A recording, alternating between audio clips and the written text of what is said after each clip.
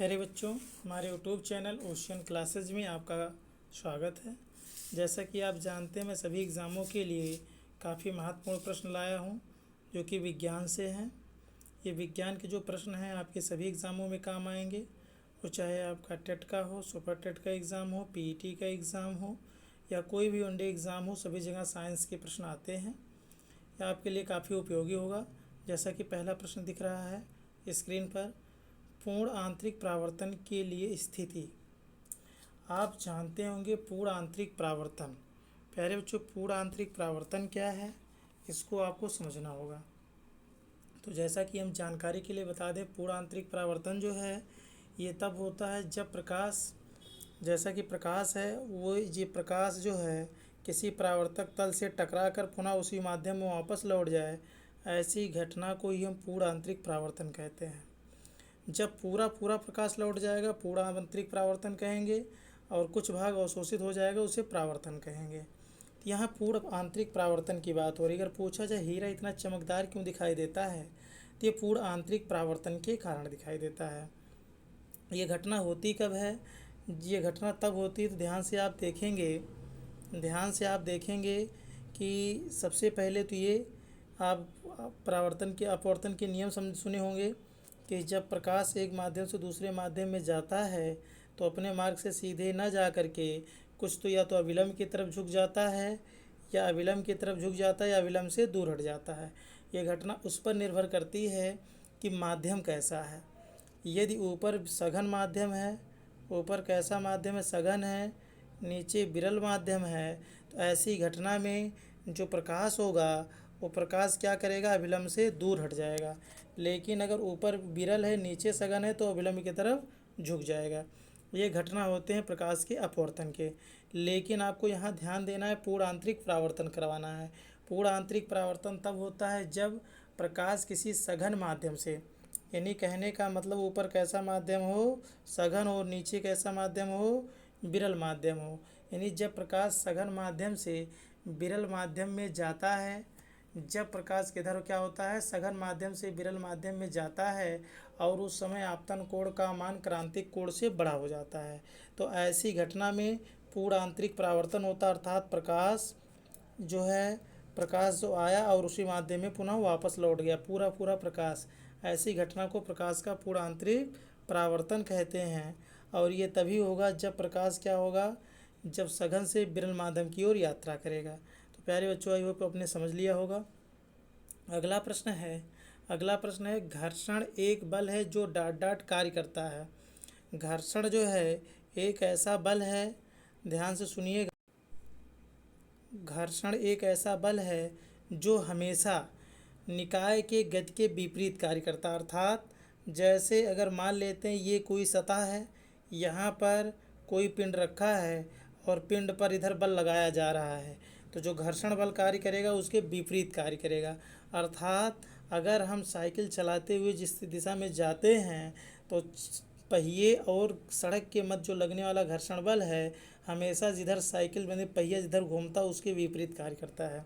अर्थात ये निकाय के गति के विपरीत दिशा में होगा। अगला प्रश्न है, देखिएगा और जवाब दीजिएगा। बहुत अधिक द्रव्यमान वाले पिंड में उच्च होना तय है। क्या उच्च होना तय है? यानी जिस पिंड का द्रव्यमान अधिक होगा उसमें उतने ज़्यादा क्या होगा, मंदन होगा कि वेग होगा कि त्वरण होगा कि जड़ता होगा। ध्यान सुनिएगा, पहला मंदन, जड़ता और त्वरण और वेग। तो ध्यान से समझना है इस प्रश्न को, काफ़ी इंपॉर्टेंट है। ये जड़ता है, एक शब्द आपने जो सुना होगा जड़त्व। ये जड़त्व क्या होता है? तो प्यारे बच्चों, ये जो जड़त्व है, ये जड़त्व हमेशा एक चीज़ जान लीजिएगा कि जड़त्व जो होता है ये किसी भी पिंड का वह गुण है, किसी भी पिंड का वह गुण है जो अगर वो गतिमान है तो गतिमान रहना चाहता है, विरामावस्था में तो विरामावस्था में रहना चाहता है। अर्थात जब तक उस पर कोई बाह्य बल न लगाया जाए। पदार्थ का यही गुण, यानी जो अपनी स्थिति को बरकरार रखना चाहता है, इसी को जड़त्व का नियम कहते हैं। जड़त्व का नियम कहते हैं। और जिस पिंड का द्रव्यमान जितने अधिक होगा उसमें जड़त्व उतने ज़्यादा होगा। तो ठीक है, इसका बी ऑप्शन सही होगा, जड़ता। प्यारे बच्चों, अगला प्रश्न है 1 वोल्ट अब देखिए मात्रक, कोई भी एग्ज़ाम हो मात्रक एक पूछ लिए जाते हैं। एक वोल्ट जो होता है उसका मात्रक पूछ लिया है, तो एक वोल्ट का मतलब होता है 1 जूल प्रति किलो, क्या है, 1 जूल प्रति कूलाम होता है। 1 जूल प्रति कूलाम होता है, ये वोल्ट का मात्रक होता है। अगला हम चलेंगे, कार्य ऊर्जा परिमेय के अनुसार किया गया कार्य डॉट डॉट डॉट के बराबर होगा। तो देखिए जो कार्य ऊर्जा परिमेय के अनुसार किया गया कार्य होता है हमेशा गतिज ऊर्जा में परिवर्तन के बराबर होता है। अगला प्रश्न है, निम्नलिखित में से कौन एक विद्युत चुम्बकीय तरंग है। प्यारे बच्चों, विद्युत चुम्बकीय तरंग, आप तरंग दो प्रकार के होते हैं। जब कभी भी तरंग पढ़ाया जाएगा तो तरंग आपके दो प्रकार के होते हैं। एक होता है यांत्रिक तरंग, दूसरा होता है विद्युत चुम्बकीय तरंग। यांत्रिक तरंगे उन्हें कहते हैं जिनको चलने के लिए माध्यम की आवश्यकता होती है। यांत्रिक तरंग उसे कहते हैं, मैकेनिकल वेव उसे कहते हैं जिनको चलने के लिए माध्यम की ज़रूरत होती है, मीडियम होना चाहिए, और यहाँ पर कोई मीडियम नहीं होता। यानी विद्युत चुम्बकीय तरंगों को चलने के लिए किसी माध्यम की आवश्यकता नहीं होती है, बिना माध्यम के भी चलते हैं। जैसे प्रकाश, प्रकाश क्या है, एक विद्युत चुम्बकीय तरंग है। लेकिन आपकी ध्वनि क्या है, ध्वनि बिना माध्यम के नहीं चल सकती है, इसलिए ध्वनि कैसी है, ये यांत्रिक तरंग है, यानी मैकेनिकल वेव है। तो ध्यान से सुनिएगा, इसमें वही पूछा हुआ है, ऐसी कौन सी तरंग है जो विद्युत चुम्बकीय तरंग है। तो इसमें से दिया अल्फा, प्रासरब, गामा और बीटा। तो गामा किरण जो है भैया, ये गामा किरण जो है आपकी एक ऐसी तरंग है, ये विद्युत चुम्बकीय तरंग है। प्रकाश होता है, प्रकाश भी विद्युत चुम्बकीय तरंग है। एक बहुत महत्वपूर्ण प्रश्न लेकर के आए हैं आप लोगों के लिए। एक निकाय का वजन भूमध्य रेखा पर 5 किलोग्राम है, तो ध्रुवों पर इसका वजन क्या होगा। तो प्यारे बच्चों, जैसा कि आप सभी जानते होंगे, आप सभी जानते होंगे, हमारी पृथ्वी है, ये आपका भूमध्य रेखा है और ये आपका केंद्र है। तो केंद्र पर जी का मान 0 होता है, और जैसे जैसे भूमध्य रेखा पर जी का मान सबसे कम होता है और इस केंद्र पर 0 होता है, और जैसे जैसे हम ध्रुवों की तरफ बढ़ते हैं जी के मान में वृद्धि होता जाता है। ध्यान से सुनिएगा, ध्रुवों की तरफ बढ़ेंगे तो जी के मान में वृद्धि होगा, और जो हमारा किसी वस्तु का वजन जो होता है वो हमेशा क्या होता है, यम जी होता है, यानी द्रव्यमान गुणे त्वरण होता है। तो प्यारे बच्चों, जैसे जैसे हम ध्रुवों की तरफ जाएंगे, जब जी का मान ग्रोथ होगा, तो जी का मान जब ग्रोथ होगा तो इसका मतलब इसका वजन भी ग्रोथ होगा। और जैसे जैसे हम ध्रुवों क्या आएंगे, भूमध्य रेखा पर आएंगे, जी का मान माइनस होगा, अर्थात धीरे धीरे इसका वजन भी कम होगा। और जैसे हम केंद्र पहुँचेंगे, केंद्र पर जी का मान 0 होगा, अर्थात वहाँ वस्तु कैसी हो जाएगी, भारहीन हो जाएगी। और ध्रुव पर पहुँचेंगे तो भार ज़्यादा होगा, यानी वजन ज़्यादा हो जाएगा। इतनी बात समझ में आए सबको। तो बताइए, कोई निकाय है जो भूमध्य रेखा, यानी जो पृथ्वी है इसकी भूमध्य रेखा इक्वेटर पर 5 kg है, तो ध्रुव पर बढ़ेंगे तो इसका क्या होगा, ध्रुव की तरफ बढ़ने पर 5 किलो से ज़्यादा होगा। क्यों 5 किलोग्राम से ज़्यादा हो जाएगा, क्यों, क्योंकि धीरे धीरे करके जैसे ही भूमध्य रेखा की तरफ हम बढ़ेंगे वहाँ जी के मान में वृद्धि होगी। चलिए अगला प्रश्न चलते हैं। बेग और डॉट डॉट की एक ही इकाई है। तो प्यारे बच्चों, बेग और किसकी एक ही इकाई है, बेग, उसके बाद कहें गति कहें चाहे चाल कहें। तो प्यारे बच्चों, चाल बराबर भी दूरी बटे समय, बेग बराबर विस्थापन बटे समय, दोनों का मात्रक एक ही होता है। यानी आप बेग का मात्रक पूछेंगे तो बेग का मात्रक होता है मीटर बटे सेकंड, वही आपकी गति का भी है, वही आपके चाल का भी है। तो दोनों की इकाई क्या होगी, सही एक ही होगी, बेग की गति की इकाई एक ही होगी। लेकिन अंतर दोनों में क्या है, अगर कोई पूछे आपसे बेग और चाल में क्या अंतर है, तो प्यारे बच्चों बेग और चाल में क्या अंतर है, तो आप कहेंगे बेग सदिश राशि है। कैसी राशि है, सदिश है। और ये कैसी राशि है, ये अदिश है। तो सबसे पहले ध्यान से देखिएगा, चाल और बेग में अंतर ये कि एक सदिश और एक अदिश राशि है। इसका मतलब आप समझ चुके होंगे, इसको समझ चुके हैं आप सभी। अगला प्रश्न है प्यारे बच्चों, हवा के वेग में वृद्धि के साथ हवा का दबाव। चलिए अगला प्रश्न आप लोग ध्यान से सुनिएगा। इसमें कहा है हवा के वेग में वृद्धि के साथ हवा का दबाव बढ़ेगा कि घटेगा कि कोई परिवर्तन नहीं होगा। तो प्यारे बच्चों, आप अक्सर जानते हैं हवा तभी बहती है जब एक स्थान पर उच्च वायुदाब हो, यहाँ पर जैसे कि क्या हो आपका उच्च वायुदाब हो, और कहीं पर वायुदाब कम हो। अगर उच्च दाब कहीं पर ज़्यादा होगा और कहीं पर उच्च दाब क्या होगा, वायु का दाब कम होगा, तभी वहाँ से हवा एक स्थान से दूसरे स्थान तक बहना शुरू होती है। तो जब हवा तेज़ बहेगी तो सीधी सी बात है, हवा का दबाव क्या हो जाएगा, कम हो जाएगा, क्योंकि हवा हमेशा उच्च वायुदाब से निम्न वायुदाब की ओर बहती है। इस बात को ध्यान में रखिएगा। ये दिया हुआ है निम्नलिखित में से ग्रीन हाउस गैस है, तो आप लोग देखते ही जान गए होंगे ग्रीन हाउस गैस कौन सी है। तो इसमें हाइड्रोजन, ऑक्सीजन, नाइट्रोजन, ये ग्रीन हाउस गैस नहीं, लेकिन मीथेन आपकी क्या है, ये ग्रीन हाउस गैस है। प्यारे बच्चों, इसे एक टेस्ट के रूप में दिया करिए। जैसे दिया है, सोनार पानी के भीतर की वस्तुओं की दूरी, दिशा और गति मापने के लिए एक उपकरण है, इसका में किसका प्रयोग किया जाता है। तो प्यारे बच्चों, अक्सर आपने सोनार सुना होगा। सोनार का जो पूरा नाम होता है, सोनार का पूरा नाम होता है sound navigation, sound navigation and ragging, navigation and ragging. ये आपका जो होता है सोनार का पूरा नाम होता है नेविगेशन एंड रैंगिंग। तो यहाँ ध्यान से सुनिएगा कि सबसे पहले जो ये सोनार होता है ये किस बेस पे कार्य करता है। सोनार में हमेशा पराश्रव्य तरंगे यानी अल्ट्रासोनिक वेव का प्रयोग होता है, क्योंकि इनकी आवृत्ति बहुत ज़्यादा होती है। जो आपके साउंड होती हैं, साउंड को जो वेव है फ्रीक्वेंसी के आधार पे 3 भागों में बांटा गया है। एक अपश्रव्य तरंगे होती हैं, एक पराश्रव्य होती हैं और एक श्रव्य होती है, जिसे मानव सुन सकता है, श्रव्य तरंगों को सुन सकता है। जो आपकी पराश्रव्य तरंगे होती हैं, अल्ट्रासोनिक वेव होती हैं, इनकी जो आवृत्ति होती है ये 20,000 हर्ट्ज से ऊपर होती है। कितनी होती है, 20 किलो हर्ट्ज से ऊपर होती है।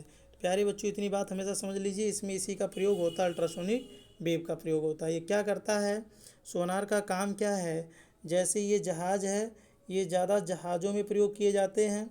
ये समुद्र है, तो समुद्र के अंदर जो है, समुद्र के अंदर ये किसी चट्टान का किसी भी प्रकार से जो भी आप बांधा हो उसका पता लगाने के लिए सोनार का प्रयोग करते हैं, उसका पता लगाने के लिए सोनार का प्रयोग करते हैं। तो ध्यान से देखिएगा, ये आपका सोनार में किसका प्रयोग करेंगे, अल्ट्रासोनिक वेव का प्रयोग करेंगे। इसका पूरा नाम है साउंड नेविगेशन एंड रैंगिंग। अगला प्रश्न है प्यारे बच्चों, किस प्रक्रिया द्वारा ताप को एक विद्युत बल्ब के फिलामेंट से कांच में प्रेषित किया जाता है। तो चलिए, सबसे पहले पूछा गया किस प्रक्रिया द्वारा ताप को एक खाली विद्युत बल्ब के फिलामेंट से कांच में प्रेषित किया जाता है। संवहन, विकिरण और प्रवाह कद तो दिया है, गर्मी को वैक्यूम के माध्यम से प्रसारित नहीं किया जा सकता। देखिए, जो हमेशा जान लीजिए ऊष्मा होती है प्यारे बच्चों, जो आपकी ऊष्मा होती है, ऊष्मा संचरण की 3 विधि होती है। एक होता है चालन, एक होता है संवहन और एक होता है विकिरण। चालन, संवहन और विकिरण, ये 3 विधियां होती हैं प्यारे बच्चों। तो जो आपकी ऊष्मा की पहली विधि होती है, ऊष्मा की पहली विधि होती है वो चालन विधि होती है। चालन विधि क्या होती है, चालन विधि में हमेशा माध्यम की ज़रूरत होती है। और कैसा माध्यम होता है यहाँ पर, जैसे लोहा है, लोहे को आप देखते होंगे एक सिरे पर हम ऊष्मा देते हैं, वो गर्म होता है एक सिरा, लेकिन उसके साथ साथ जहाँ ऊष्मा नहीं देते हैं दूसरा सिरा भी गर्म हो जाता है। अर्थात कि लोहे के क्षण किस बेस से गर्म होते हैं, वो चालन विधि से गर्म होते हैं। कैसे, अगर मैं बात करूँ कैसे, तो ध्यान से सुनिएगा कि जब यहाँ पर मैंने ऊष्मा दिया लेकिन ये सिरा गर्म हो गया, इसका मतलब क्या हुआ, ऊष्मा ये जो है लोहे के कण से एक स्थान से दूसरे स्थान पर ट्रांसफ़र हुआ। अर्थात ऐसी प्रक्रिया को हम चालन विधि कहते हैं। ऊष्मा की इस संचारण को कौन सी विधि कहेंगे, चालन विधि कहेंगे। प्यारे बच्चों, अगला आ गया संवहन। संवहन विधि हम किसे कहेंगे, तो संवहन विधि ध्यान से सुनिएगा। संवहन विधि में क्या होता है, इसमें जैसे हमने चालन पढ़ा, तो चालन में एक खास बात जो होती है लोहे की छड़ वाला, कि यहाँ माध्यम के कण अपना स्थान नहीं छोड़े, लेकिन माध्यम एक स्थान से दूसरे स्थान तक मीडियम गर्म हो गया। लेकिन यहाँ क्या होगा, जैसे आपने एक बीकर ले लिया, बीकर में पानी डाल दिया आपने, और पानी डाल दिया, नीचे से आपने बर्नर लगा के उसमें क्या कर दिया, गर्म करना शुरू कर दिया। तो आप देखेंगे क्या देखेंगे कि एक समय ऐसा आएगा कि ये पानी तेज़ी से बॉयल होने लगेगा, नीचे का पानी गर्म होकर ऊपर जाएगा, ऊपर का नीचे आएगा, ऊपर का नीचे, नीचे का ऊपर, इसी तरीके से होता रहता है। अर्थात एक प्रकार से क्या होता है, इसमें माध्यम के कण अपना स्थान छोड़ देते हैं और पूरा बीकर का पानी गर्म हो जाता है। जबकि इसमें क्या हुआ, लोहे के क्षण में जो लोहे का कण था वो अपना स्थान नहीं छोड़ा, लेकिन एक स्थान से दूसरे स्थान तक ऊष्मा पहुंच गया। तो आपने क्या पढ़ लिया, चालन पढ़ लिया, और अगला कौन सा पढ़ लिया, संवहन पढ़ लिया। प्यारे बच्चों, तीसरा है विकिरण। तीसरा है विकर्ण। विकर्ण में क्या होता है, माध्यम ही नहीं होता है, यहाँ पर ऊष्मा होता है और यहाँ पर कोई चीज़ गर्म हो जाए। जैसे ये सूर्य है, सूर्य से पृथ्वी पर जो ऊष्मा पहुँचता है वो किस माध्यम से पहुँचता है, वो विकर्ण के माध्यम से पहुँचता है। इतनी बात शायद आपने समझ लिया होगा। तो यहाँ पर क्या होगा, ये कह रहा है विद्युत का बल्ब में जो फिलामेंट लगा होता है, फिलामेंट गर्म होता है और आगे चल के कांच भी गर्म हो जाता है, बीच में कोई माध्यम ना हो, कह रहा खाली हो। तो ऐसे कंडीशन में क्या होता है, जब ये खाली है और एक स्थान से दूसरे स्थान पर ऊष्मा पहुँच गया तो कौन सी विधि होगी प्यारे बच्चों, विकर्ण विधि होगी। कौन सी होगी, तो ध्यान से सुनिएगा, विकर्ण विधि होगी, विकर्ण विधि होगी। चलिए आगे बढ़ते हैं हम। Watermelon model. चलिए, अगर वाटरमेलन मॉडल जो है आमतौर पर डॉट डॉट ये दिया हुआ है कि परमाणु मॉडल के प्रयोग किए जाते हैं, जे थॉमसन लिख लीजिएगा इसको। अगला पढ़िएगा, अगला प्रश्न है, निम्नलिखित में से किस तत्व की संयोजकता शून्य होती है। देखिए प्यारे बच्चों, संयोजकता शून्य होने का मतलब ये होगा उसके बाह्यतम कक्ष में इलेक्ट्रॉनों की संख्या पूरी हो, यानी उसका बाह्यतम कक्ष हमेशा भरा होना चाहिए। ऐसे में आप जानते हैं जितने अक्रिय हैं, जितने कैसे हैं, जितने अक्रिय तत्व हैं उनकी क्या होती है, उसकी संयोजकता शून्य होती है। चाहे वो हीलियम ले लें, चाहे नियान ले लें, चाहे क्रिप्टॉन ले लें, चाहे जेनान ले लें, चाहे आर्गन ले लें, ये सबके क्या होते हैं, ये सबकी हमेशा संयोजकता शून्य होती है। क्यों शून्य होती है, क्योंकि इसके बाह्यतम कक्ष में हमेशा इलेक्ट्रॉन पूरे भरे होते हैं। तो ध्यान से सुनिएगा, तो इसमें हीलियम होगा, क्योंकि हीलियम का जो परमाणु क्रमांक होता है 2 होता है, इसका इलेक्ट्रॉनिक विन्यास 2 होगा और इसके बाह्यतम कक्ष में पूरे इलेक्ट्रॉन भरे हुए हैं।